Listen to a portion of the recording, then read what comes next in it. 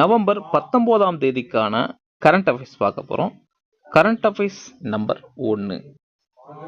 இலங்கையின் புதிய பிரதமராக ஹரிணி அமரசூரிய பதவியேற்றார்.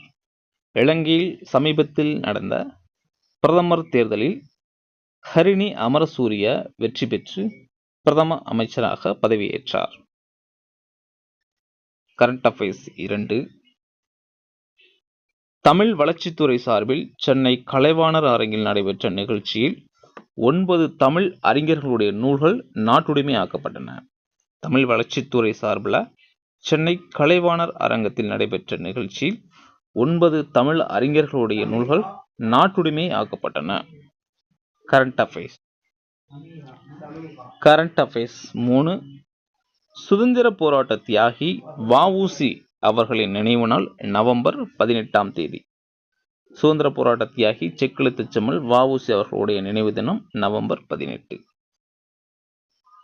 Current affairs 4. அரசியலமைப்பு சபையின் பி.ஆர். அம்பேத்கரின் உரையின்படி சரத்து 356 அதனுடைய முதன்மை நோக்கம் என்ன? ஆர்டிகிள் 356 உடைய நோக்கம் அரசியலமைப்பு சீர்குலைவுக்கான வழிமுறையை வழங்குகின்றது என்று பி.ஆர். அம்பேத்கர் கூறியுள்ளார். அரசியலமைப்பு சீர்குலைவுக்கான வழிமுறையை வழங்குவது இந்த ஆர்டிகிள் 356 என்று பி.ஆர். அம்பேத்கர் அவர்களுடைய கூற்று. Current affairs 5. 2023இல் G20 உறுப்பினராக எந்த சர்வதேச அமைப்பு சேர்க்கப்பட்டது? ஆப்பிரிக்க ஒன்றியம். ஆப்பிரிக்க ஒன்றியம் 2023இல் G20 உறுப்பினராக இணைந்தது.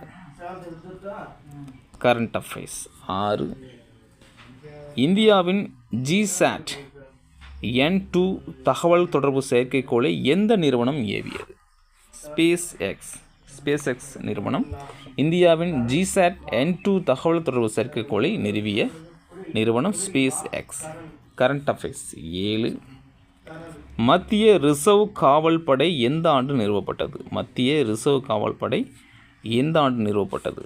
1939. 1939இல் மத்திய ரிசர்வ் காவல் படை நிறுவப்பட்டது. Current affairs 8.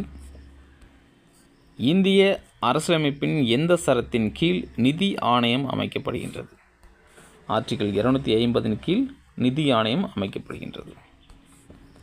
Current affairs 9. பிரதமர் பயிற்சி திட்டத்திற்கான வயது தகுதி என்ன?